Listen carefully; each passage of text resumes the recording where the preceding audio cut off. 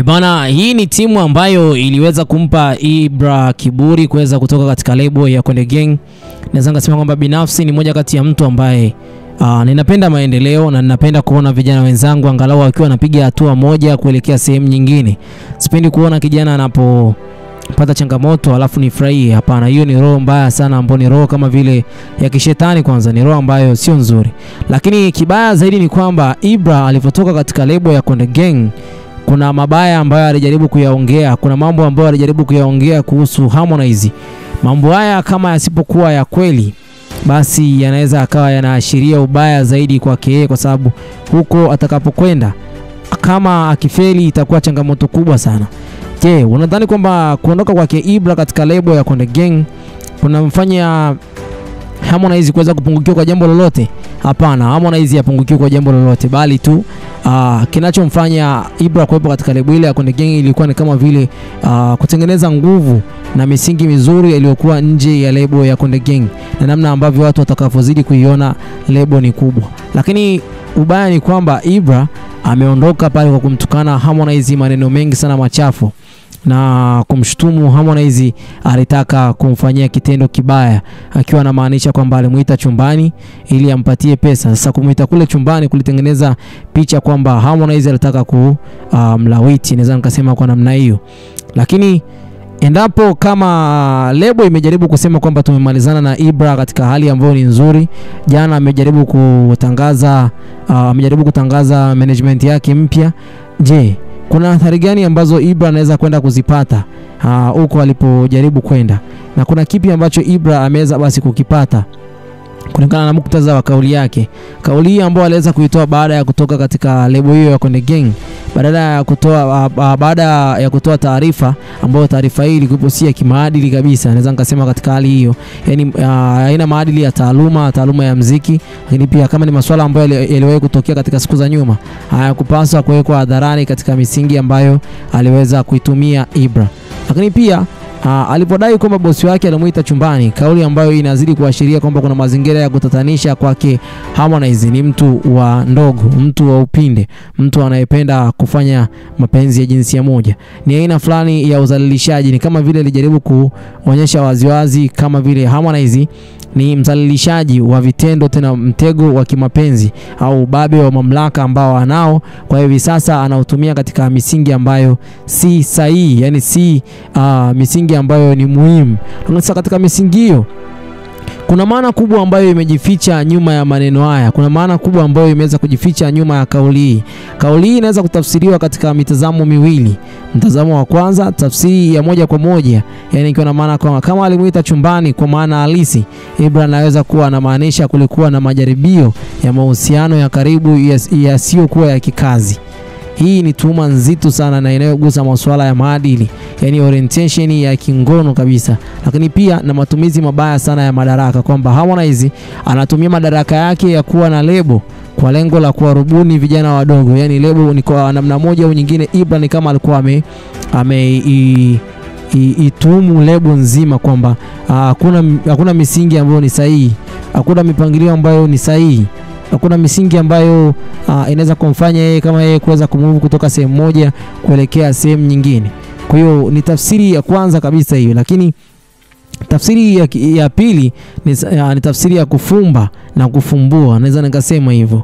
Ni tafsiri ambayo inaweza kumaanisha kwamba alitishiwa au aliwekewa mazingira ya shinikizo la maslahi binafsi ya Harmonize bila kukubaliana kwa ridhaa.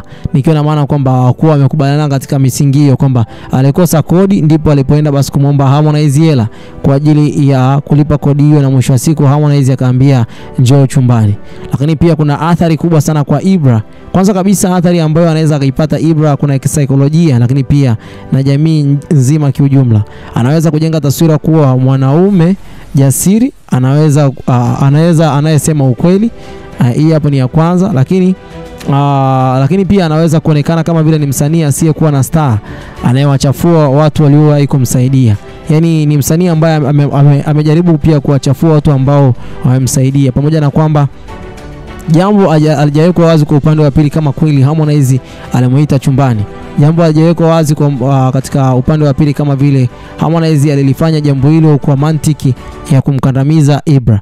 Ni njia ambayo ni mbaya sana, ni njia ambayo ukijaribu kuiwaza unapata majibu kwamba Ibra hapa sasa alikuwa anajaribu kukanyaga mwiba.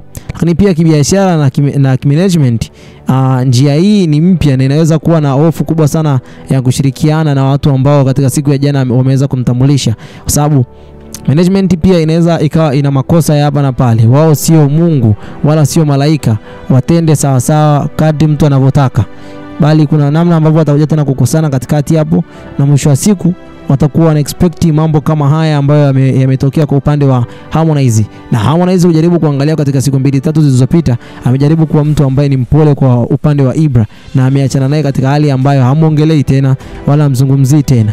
Ila nitakuletea kwa kina namna ambavyo management yake Harmonize ilivyojipanga kwa mwaka huu 2025. Management mpya imekuja na mkakati ambao ni mzito na mkakati ambao ni mzuri zaidi wa kimataifa. Naamini kwamba kama Ibra angeamua kuendelea kubaki pale, au kama angetumia mfumo mzuri chanya wa kutokutukanana, wa kutokuvutana mashati, angalau basi wangeongeza ile management yepo pale pale Konde Gang. Wao wanamsimamia Ibra tu na mapato yao yanakuwa ni ya kwao tu. Kama ingewezekana kitu cha namna hiyo, basi ingekuwa ni jambo jema kuliko kuvutana nje ya lebo, na lebo inaonekana kwamba ni lebo ambayo ina muktadha ambao sio mzuri katika jamii. Lakini pia naweza nikasema kwamba kwa Harmonize amepata athari kubwa sana. Anawekwa katika mazingira mabaya sana kwa sasa hivi. Lawama na aibu kubwa sana, hasa kama vile akutegemea kauli kama hiyo iweze kumtoka Ibra. Yani Ibra ameweza kutoa kauli ambayo imeweza kumuumiza sana Harmonize. Kama hana majibu ya moja kwa moja ya kukutana waziwazi wakaongea na Ibra na vyombo vya habari vikaweza kusikia, basi inawezekana kwamba mpaka kwa muda huu Ibra si hajaomba msamaha kulingana na jambo lile ambalo amelisema. Aliongea tu katika interview, tena katika hali ambayo ni simple, hana uchungu kwa kile kitu ambacho amekiongea.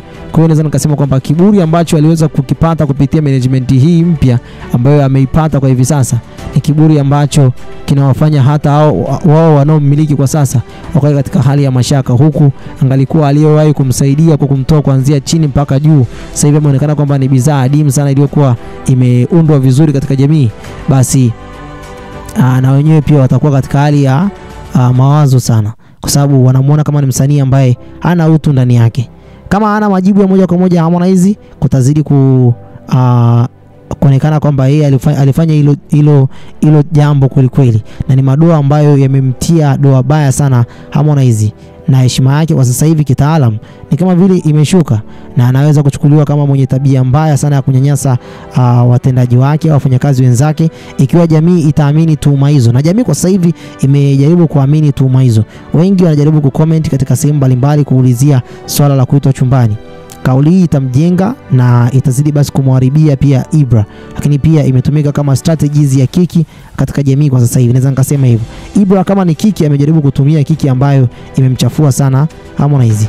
Bila ushahidi wowote vile itamharibia zaidi na kumjenga Ibra. Lakini ikitokea kwamba Harmonize atalipinga jambo hili kwa kina, basi haya maumivu ambayo amepata kwa muda mrefu basi yanaweza yakapona. Lakini endapo kama atarudi Ibra kuja kuomba msaada pale Konde Gang, itakuwa ni hali ambayo ni mbaya katika siku za usoni, kwa sababu ameondoka katika mitazamo ambayo si mizuri. Management nzima imejaribu kuongelea mambo haya kwa kina, na wote kwa pamoja wakaja basi wakagundua kwamba msanii ambaye alikuwa anamiliki hakuwa mtu, bali alikuwa ni mtu ambaye ana plani zake ambazo ni za siri za kuichafua lebo katika siku za usoni. Sitakuwa na la ziada kwa muda huu. Bye bye for now.